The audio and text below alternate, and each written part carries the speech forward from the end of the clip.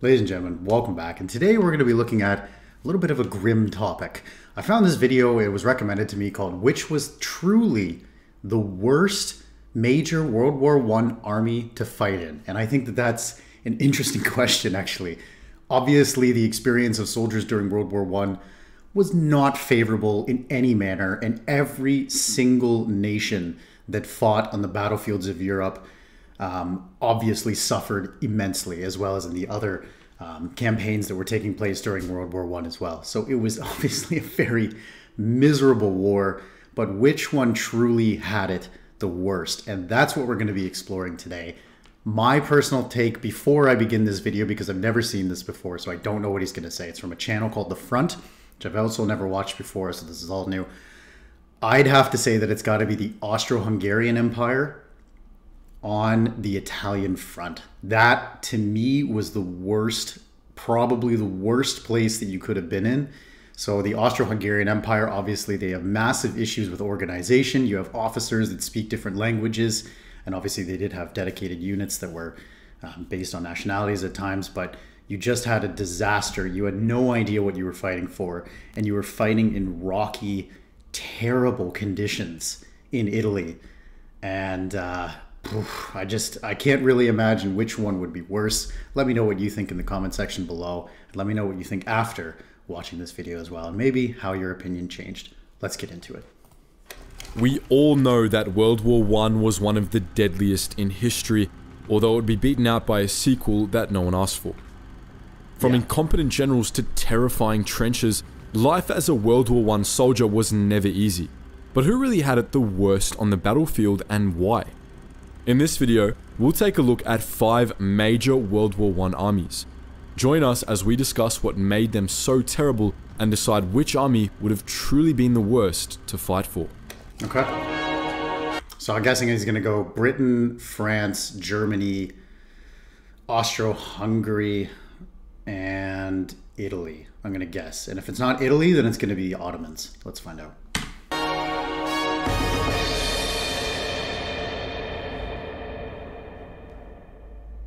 Great Britain entered World War I with a small force of highly trained soldiers.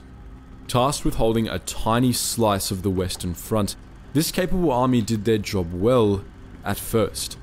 Like all good things, the British Expeditionary Force, also known as the Old Contemptibles, did not last. Heavy casualties eventually decimated the Old Contemptibles. They were replaced with the large, yet inexperienced Kitchener's army.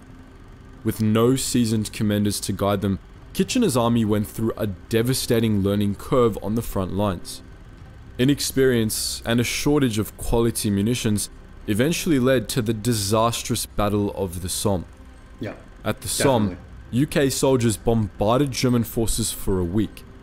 When the artillery fire ceased, British soldiers marched across no man's land, not realizing that their earlier attack had been completely ineffective. Incompetent and inexperienced leaders aside, UK soldiers dealt with other problems.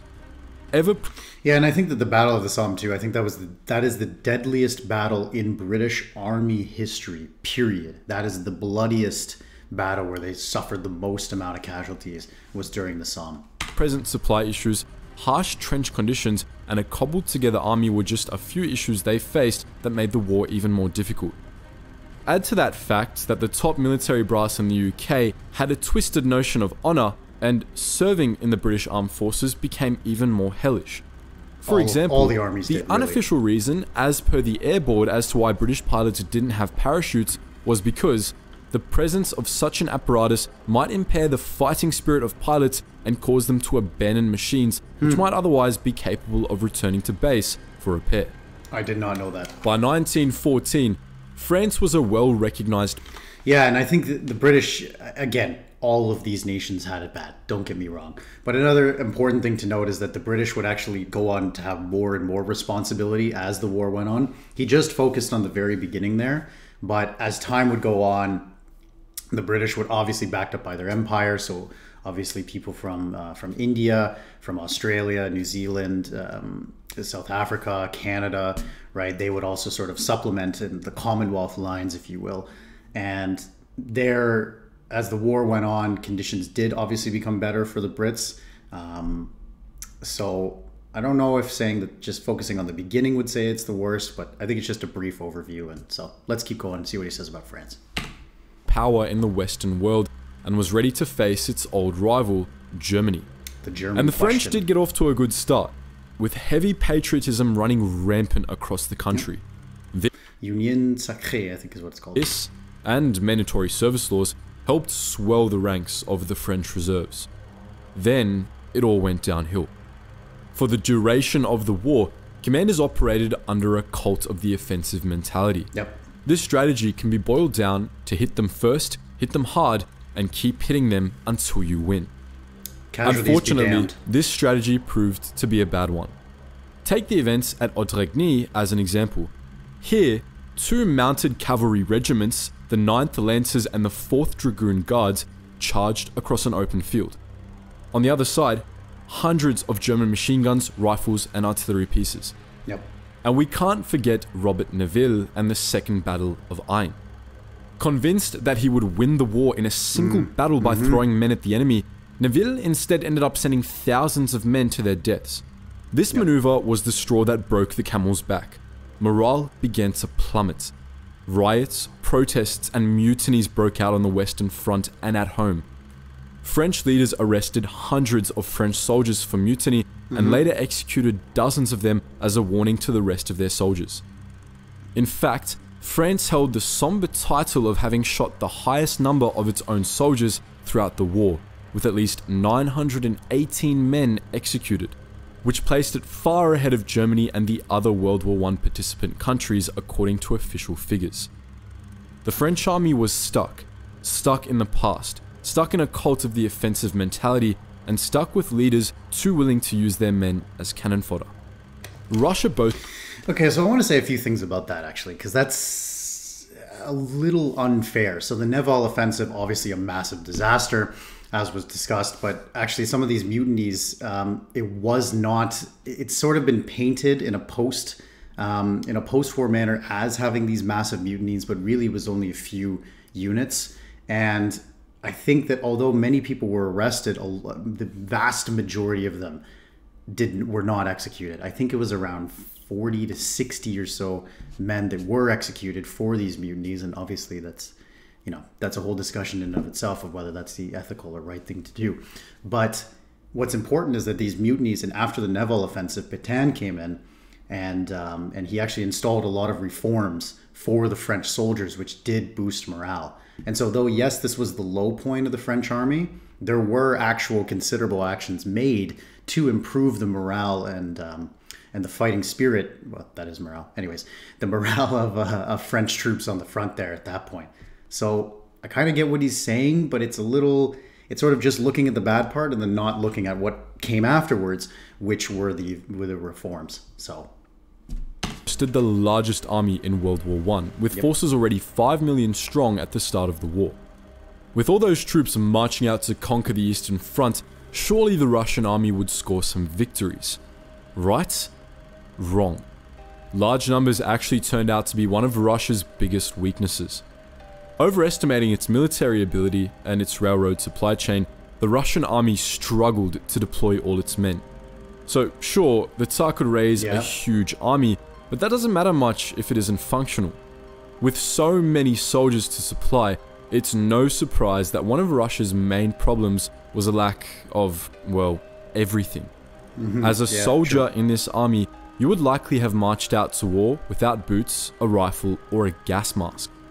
It was up to you to scavenge the necessary supplies from fallen enemies or fallen friends.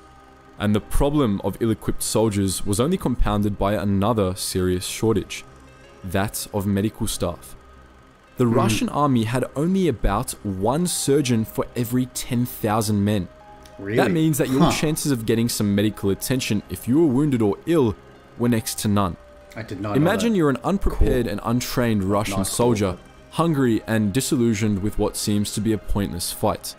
Now throw in plenty of bad military maneuvers, add a few useless commanders, round it out with some huge losses like the Battle of Tannenberg, where more than 30,000 Russian troops lost their lives.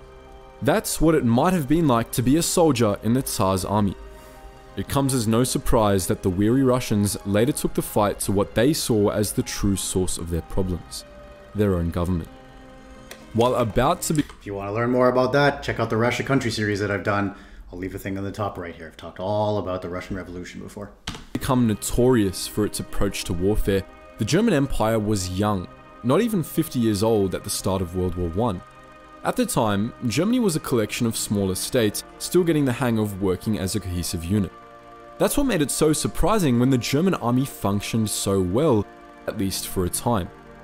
German military leaders were doing some great things: elastic defense and coherent communication, to name a few.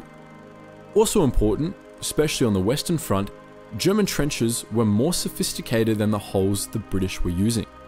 In fact, some even sported homey features such as electricity, toilets, and roomy reinforced accommodations.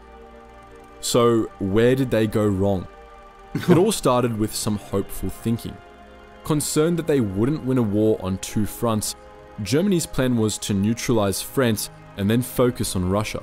Yes. Not a bad idea, right? Wrong. At the First Battle of the Marne... So what that is, just in case you don't know, I'll just be very quick about that. That's called the Schlieffen Plan, which was made by General Schlieffen. He died before he ever got to see that enacted in World War I.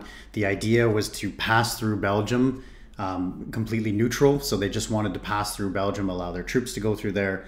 The Belgian government said no, and that's how Britain ended up in the war, because of the guarantee between Belgium and the UK. So again, the idea was to pass through their troops through Belgium, so then they could cut through the defended line near Alsace-Lorraine. A little miscommunication between German generals and some quick thinking from the British and French forced the Germans to make a quick retreat. The result of that retreat was disastrous. Soldiers weren't the only ones upset by this poor showing. General von Moltke, a top general in the German Empire, reportedly admitted to the Kaiser that the army had lost the war. Even more telling, the general also confided in his wife following the battle, writing to her that things have not gone well. Yep. These prominent losses had serious consequences. Morale on the Western Front was understandably low, and soldiers in the eastern flanks weren't much happier. Add supply shortages caused by the collapse of the German economy, and things didn't look good for Deutschland's soldiers. Finally... Yeah, and so the collapse of the German economy, a lot of this is caused by the British naval blockade. So at this point, the British have been blocking Germany since really the beginning of the war. And so a lot of these imported foodstuffs that would come in, Germany wasn't able to get, right? And so the other fact too is that they couldn't import it from the east because obviously they're at war with Russia. So the German economy is just slowly collapsing, and they're not able to have a tenable situation. And so by the 1918, the writing's really on the wall, and Germany is lost militarily. One of the things that led to the Second World War is that unlike in World War II, where Germany itself was destroyed, Germany itself never had troops in it, right? There was never any fighting done in German proper. There were some air raids done, but it wasn't destroyed to the level that you would see in the Second World War. So from here you get the stab in the back theory, and that's, you know, it was the socialist lawmakers in Germany that sort of stabbed their troops in the back, and this would be a prominent myth that would lead to the Second World War. One of the many factors that would lead to the Second World War. Let's take a look at the Austro-Hungarian army. And also, I don't know why I said Italy for 5 majors and didn't say Russia. Dumb. While they started off as one of the most notable European powers, Austria-Hungary didn't fare too well on the battlefield, suffering debilitating defeats from the very beginning of the war. Yep. Originally, Austria-Hungary only saw itself fighting on one front. By the end of the war though, they were resisting not only Russia, but also the UK and Italy. Yep. Fighting on 3 fronts is hard enough for a cohesive and well-trained army, and unfortunately, the Austro-Hungarian forces were neither of those things. The Austro-Hungarian army was made up of a patchwork of ethnicities, each with its own language. Yep. This made effective training, fighting, and commanding near impossible. Think fighting in World War I couldn't get any worse? Try being part of an army where your superiors might accuse you of betrayal or cowardice, or blame you for military losses, just based on your ethnicity. Austria-Hungary also entered the war with a smaller force than any of the other major players. And by December 1914, more than half of their forces were gone, victim to enemy fire, starvation, exposure, and disease. And of course, you have to add to that all the usual problems afflicting World War I armies: incompetent commanders, limited supplies, and ill planning. Yep. Attacked from within and from without, is it any wonder that the Austro-Hungarian army fared so badly? So if I remember correctly too, the Austro-Hungarian Empire, this was still one of the few countries where you would purchase commissions. So wealthy people would purchase basically officer commissions, so it wasn't done through merit. I might not be 100% on that one, but I know Austro-Hungary, if they hadn't abolished it by this point, is that it was one of the last nations to abolish this sort of having the commanders come from wealth and come from status and not make their way up the ranks like we know today. Or for example, even Napoleon had put into effect, almost, many decades prior. And the other thing too with Austro-Hungary is that the tensions at home were already high enough before the First World War. And so the internal tensions was already ripping the country apart. Combine this with the fact that when they invaded Serbia, the smaller, arguably weaker nation of Serbia, the Austro-Hungarians were not able to militarily defeat them without the help of Germany and Bulgaria. So Austro-Hungary was always the weakest partner in the Central Powers. Maybe you could debate that and say the Ottomans were, but in Europe proper, if you will, definitely the weakest power for all the nations that fought. So let's see what his conclusion is here. Which major World War I army was the worst to fight in? Going by the numbers and our own opinion, Austro-Hungarian soldiers likely had it the worst overall. Okay. The cards were stacked against them thanks to the size and makeup of their army, as well as the lack of training and preparation. Yep. Austria-Hungary also suffered some of the most debilitating defeats of World War I, even with the help of its German allies. Yep. Of course, numbers don't tell the whole story here. Every army discussed above faced its own unique and not so unique challenges. But what do you think? Does one army stand out to you as the worst? Which one would you have hated to fight for? Are there any examples that should have made it to this list, but didn't? Please share your thoughts in the comments section below. And as always guys, thank you so much for watching, and I hope you learned. Cool, that was fantastic. And so I want to know exactly that. What do you think? Which army do you think should have been mentioned here? Personally, I think Italy, maybe you had to have expanded it to 6, and the Ottomans as well. I mean, how can you not talk about World War I without talking about the Ottomans? But anyways, which one do you think was the worst to fight in? I'm sticking with what I said in the beginning, and here's the confirmation of it. I would say still that Austro-Hungary was the worst. The Austro-Hungarian Empire, I don't know, why am I screwing up the name here?